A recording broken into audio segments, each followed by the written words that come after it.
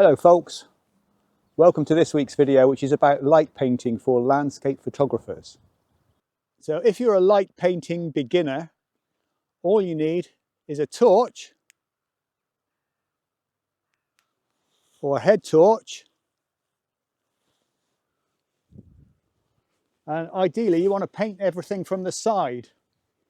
I mean, you could do this with an LED panel as well. You can get good portable LED panels now, so just light it from the side. Don't light it from the front, the camera position, because otherwise you'll get really flat lighting. So with a torch, and do this so that you don't get too much light in one place. Don't do it from the front, don't do it from the camera position, because otherwise you're just going to get flat light and it's going to look boring.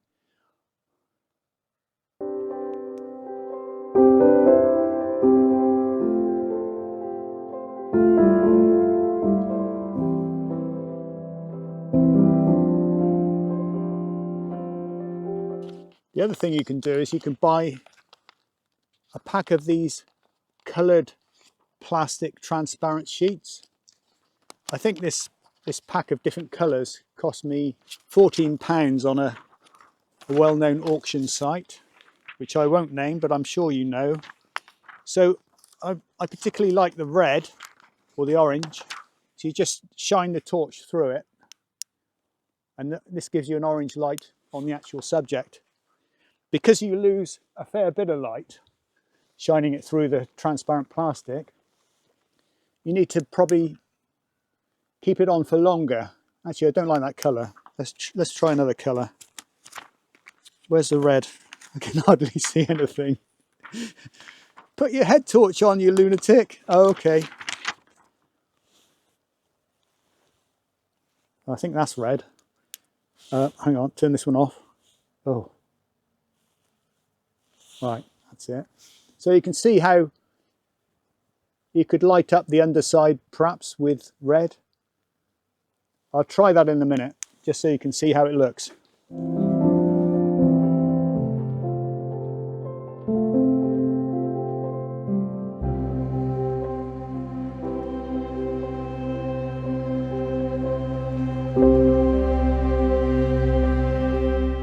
Now I'm going to try something a bit different, which is lighting it from behind. I've got my camera set to 60 seconds exposure. Thank you, Sony, for putting a 60-second timer on the camera. Brilliant. I'm going to try lighting it from behind, which could be dodgy because you might point the torch directly into the camera, but anyway, I'll give it a try. Trying to keep the camera out of my view so that I don't point the torch directly at it. This might look rubbish, so we'll soon see. Light up a bit of the foreground grass. It's not quite pitch black yet, so there'll still be some nice blue colour in the sky. Right, give that a try. Maybe a bit from the side as well. Got 60 seconds, it's longer than you think. I think that was the camera turning off. Let's have a look. Well, of course the torch is completely visible throughout the shot, but there's something I like about it. So I think I'll do another one and try not to get any of the torch visible in the background.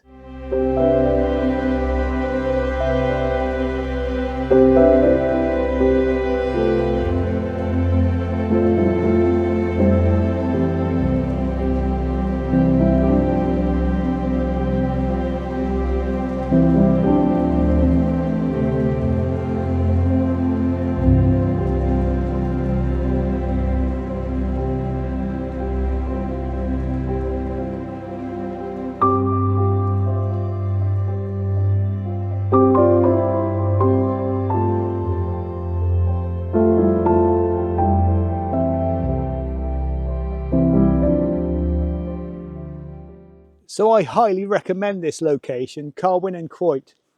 It's fantastic because it's so out of the way, hardly anyone comes here. I've had a great time. I've had a good chat with a few people who came along, but really because it's quite a long way out of the way, you've basically got the place to yourself. I just love places like this.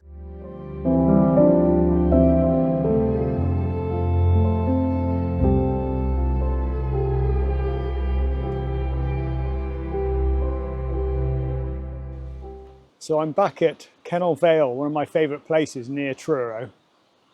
I've come here early, so it's round about sunset now.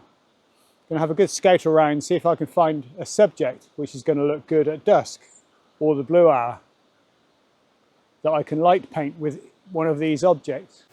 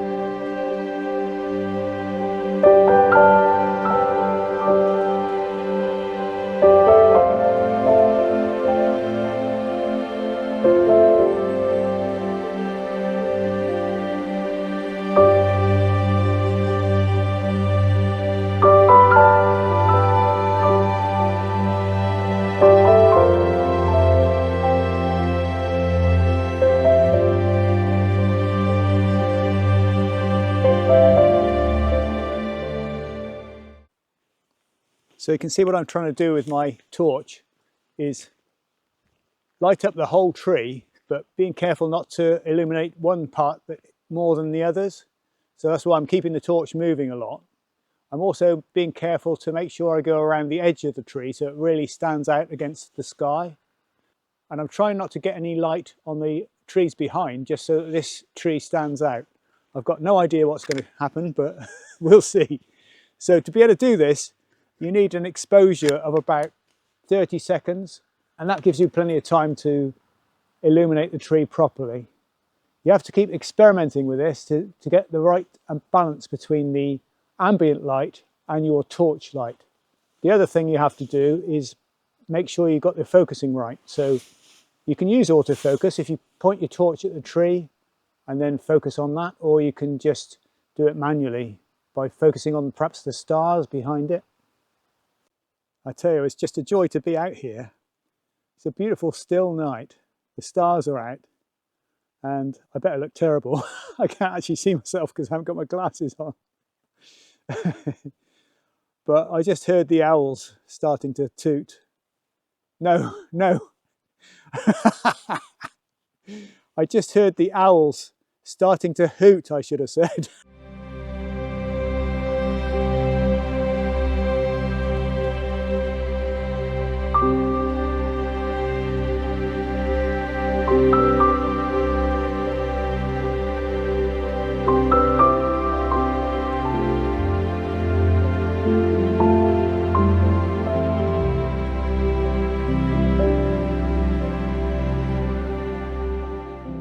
So when doing light painting, it really pays to know where you're going. And I came here the other day and photographed these graveyard angels during the day when the sun was rising from over there.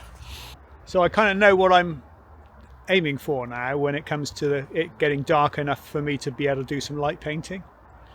So ideally, go to a place and scout it first, or just get there early enough so that you've got time in daylight to have a look around. Unless you're doing Milky Way, of course, in which case you should scout the location first, then come back in the middle of the night when the Milky Way's at its brightest. So when it gets dark enough, I'm going to set my tripod up and then probably set the exposure to 30 seconds. So it'll have to be quite dark for me to be able to do that at ISO 100. And that gives me 30 seconds to be able to light paint the subject properly, which is plenty of time. And then what I'll probably do after that is keep the tripod in the same position, and then take a shorter exposure, exposing for the stars. So that shorter exposure needs to be below 20 seconds, otherwise the stars start to streak and become little streaks in the sky rather than points of light, how stars should look. So to get the stars to become as points of light, which is my preference, I shoot at 20 seconds or even shorter. So it's just a case of putting the ISO up high enough to enable you to get the right shutter speed. 15 seconds would be even better.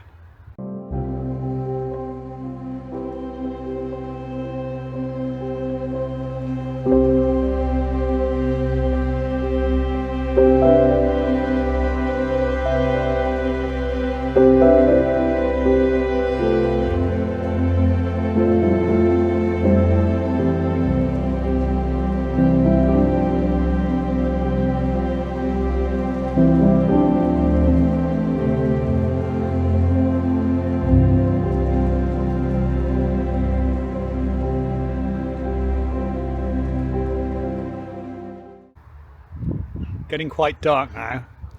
It's about 3/4 of an hour after sunset.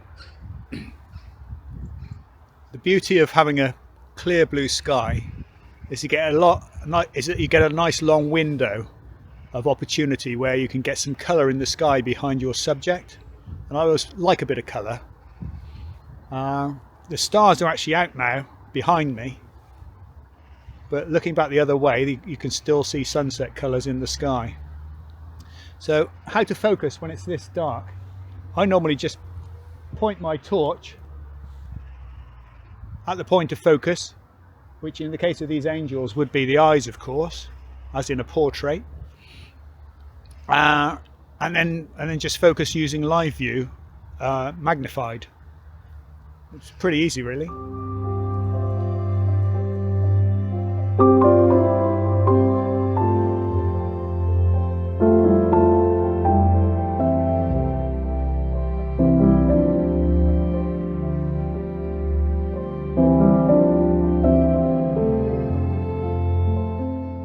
So here I am in a graveyard on my own, and yes, I do believe in ghosts, but